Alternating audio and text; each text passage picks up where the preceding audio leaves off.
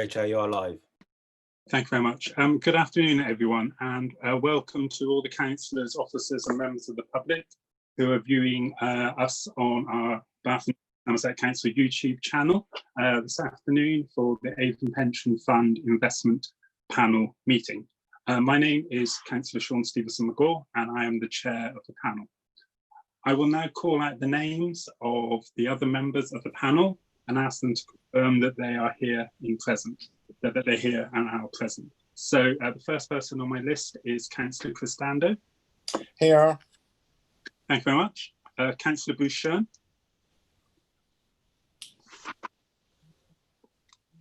You'll need to get unmute, Bruce. Mute, sorry. That's okay. I'm here. Thank you. Thank you. John Finney. Yes, I'm here. Thank you. Good to see you. Pauline Gordon. Yes, I'm here. Welcome. And Shirley Marsh-Hughes. Yes, here. Thank you very much. We also have various officers from Avon Pension Fund with us today and some advisors from Mercer. And I'll allow them to introduce themselves when they first speak. Can I remind everyone to keep their background noise to a minimum and only speak once at a time, one at a time, and not to speak over other colleagues. Please mute your microphone when you are not speaking and then unmute when I invite you to speak. Please indicate if you wish to speak by using the chat facility on Zoom by typing MIS, may I speak, and I will call you in turn to speak. If a member of the panel needs to leave the meeting, please can you draw my attention to this using the chat facility and subsequently do so when you also return to the meeting. Members should also inform me if they lose contact and connection and miss any part of the meeting, as this may result in them being unable to take part in the vote on that item which they missed part of.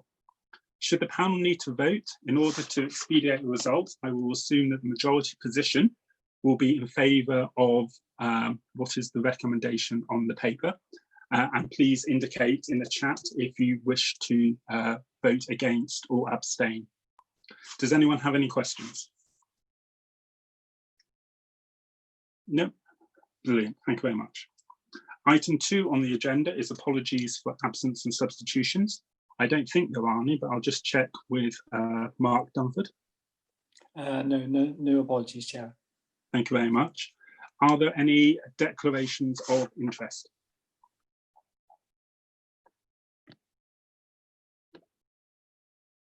No. Thank you very much. I don't believe there are any items of urgent business agreed by myself, which is item 4.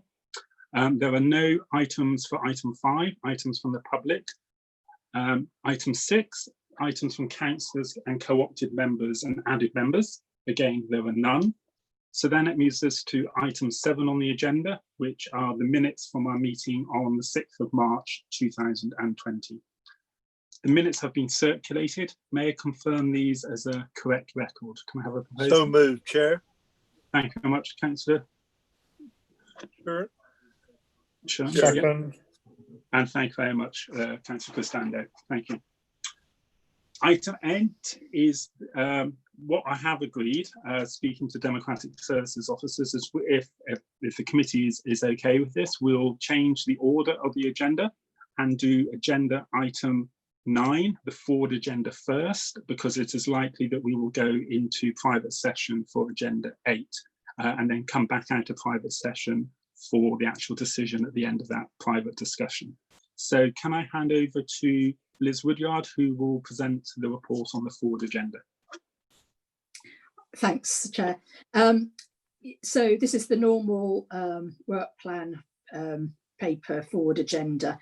And you'll notice that we put forward agendas through to February 21, and we split them between strategic and monitoring items. At the next on the agenda for this today, we did have the scope of the equity portfolio review. But that will be at the September meeting. We didn't know whether we'd have time to do it for this meeting due to holidays.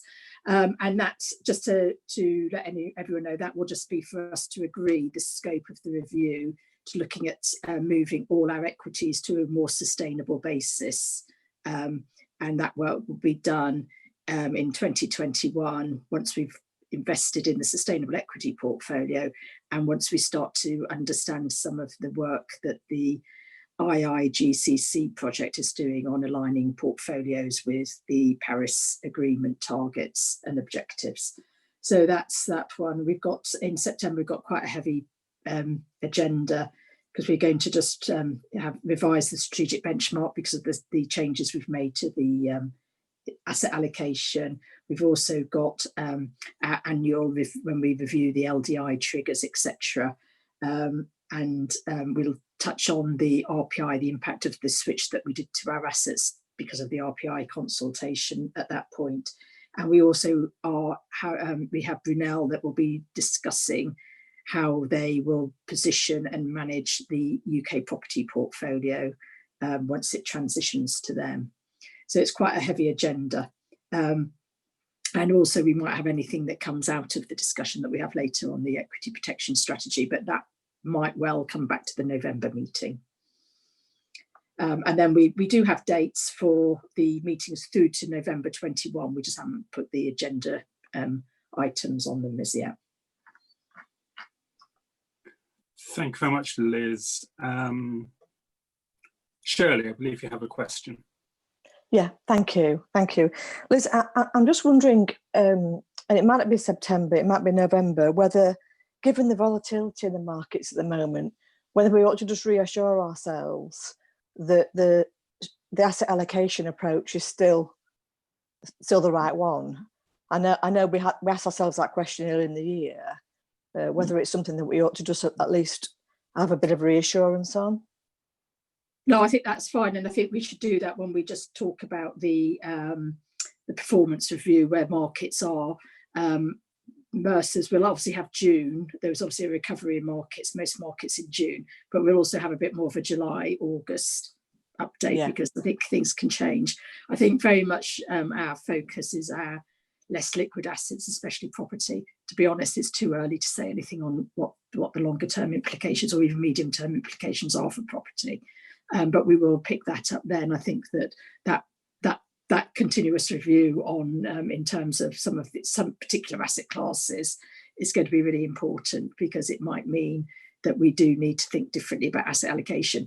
I think it's quite good that we did tone down the amount that we were allocating to new private market assets in this current financial year, which is what was the decision that we made in April following the due to the COVID, as opposed to what we'd agreed in February. Yeah, no, that's fine. Thank you. Pauline, I think you're next with a question. Yeah, I mean, just kind of on the back of that, really. I mean, I guess we're also now looking Brexit quite squarely in the face, and I wonder if there was maybe some work to be done around that when we get closer to D-Day. Yeah, as I always say, I think that the Brexit is the biggest impact will be on our currency, obviously, and we've already seen that impact. And by the time we get to Brexit, the transition to the sustainable equities will mean that we won't actually have a dedicated allocation to UK equities. They're already they're managed by Brunel, and our Jupiter portfolio, which is a UK-based portfolio, will move to global sustainable. So our exposure in terms of UK equities will be much lower overall. We'll obviously still have the UK bond exposure through the LDI portfolio, and also sterling bonds, corporate bonds, through our low risk investment strategy. So we still do have exposure, but the main issue will, I think, be how the currency overall impacts on our portfolio. And I think, again, Steve, if we can cover that again in September, I think that would be a good point to cover that. Yeah, noted. We can cover that then. Thank you for that question, Pauline. John. Just the point, building on both Shirley and Pauline's things, I think there are two parts to the September meeting. There's the strategic, or the view of strategy, long-term strategy that we want to take, but also I think we need to reflect in our debate in September how quickly we transition to that longer-term strategy, given the shorter-term market volatility. And I think there are separate issues, and it would be useful if Steve and his team can comment on that when we come to September.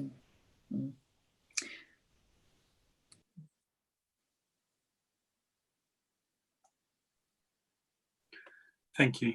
I have a question. It's where on the forward agenda, given some of the rulings which had happened over the summer with regard to the Supreme Court around investment strategies, when do you think is the appropriate time for have a discussion around those ESG issues, so, you know, ethical investment, strokes, sin stocks, those sort of activities? When do you think that may be appropriate for us to discuss as the investment panel? I'll answer that, Chair. I think that those sort of issues do come into the whole discussion about the equity portfolios.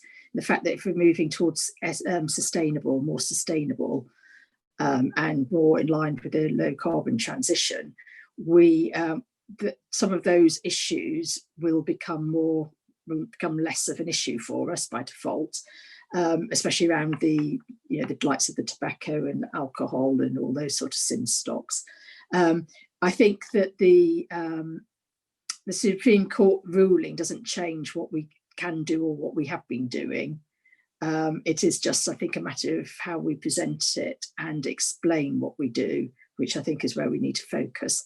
But I would have thought that will all get incorporated in that, because moving to a more global sustainable has implications for all the regional markets, the emerging markets, etc., that we invest in. So I think there'll be quite a lot of analysis that we'll have to do, and that some of that analysis will then give us a much better idea of how we're then exposed to some of these issues. And then we'll know how, if necessary, how we need to deal with them. Thank you, Liz. That's very helpful. Yeah. I don't see anyone else having questions on the forward agenda.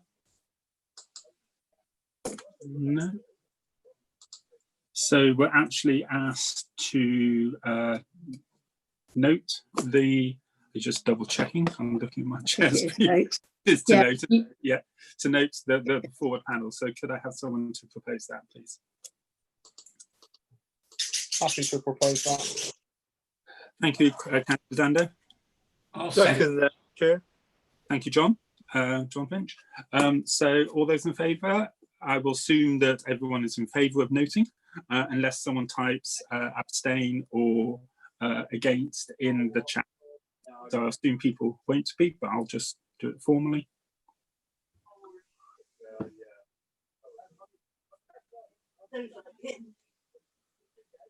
No, so I assume that's all carried. Thank you very much for that. So now we move back on the agenda to item 8, which was the item on the equity protection strategy. So obviously at some point, probably early on in the discussion, we might need to take a decision to go into a private session because of the exempt nature of the discussions. So can I ask Liz and Nathan to present the report, and then I'll see if anyone's got any questions which can be asked within the open public session, and if not, we'll take a vote and go into private. Perfect, thank you, Chair. So I just recap the background to this very briefly before, as you say, we move into exempt session. So you'll recall at the last meeting, we extended the final tranche of the EPS for a slightly shorter duration than the preceding 2 tranches, and that was as a result of the market volatility that we were seeing in March. That final tranche is now approaching expiry, and so you'll be asked to make a decision on whether to further extend it to bring it in line with the overall EPS market conditions permitting. The reason we've extended it thus far is to allow panel sufficient time to consider switching the current static approach to a dynamic approach, and the latter helps to limit both timing risk and governance risk, which are concepts that will be drawn out in the Mercer presentation. And then finally, we'll look at two ways of implementing a dynamic approach. Mercer are going to put forward a recommendation on which they think is the most appropriate. And again, you'll be asked to agree and then delegate the design of that option to officers and Mercer. So we're in a position to bring back a formal proposal to the November meeting. So Chair or possibly Mark, am I to hand back to you to move us into exempt if there are no questions on the covering report? Yeah, no one's indicated they have any questions on the covering report. I just asked one, sorry, I didn't have time to put That's MLS okay. in. I just wondered what was missing on 6.1, unless it's maybe just my version. The static option rollover costs will be blank, or am I looking at the wrong? 6.1 in the covering note. That's a good spot, Pauline. Yep. So that's an error, but the an illustration of costs and fees are on page 38 of the it comes later. So yeah. Thank you, Pauline, for that spot. That's very helpful. But yes, the figures are in the exempt papers, which we'll go on to. No one else. So can I ask Mark to read out the statement about going into private session, please? Because I'm afraid I don't have it in front of me. Yes, certainly, Chair. If the panel are satisfied the public interest would better be served by not disclosing relevant information, and to consider the exempt dependencies for this item, and that reporting of this part of the meeting should be prevented in accordance with provisions of section 100(a)(4) of the Local Government Act 1972, because of the likely disclosure of exempt information as defined in paragraph 3 of Schedule 12A of the Act as amended. Thank you very much, Mark. Again, I will take it that everyone's in favour of going into exempt session unless they type in the chat. I'll just give people a little time for that.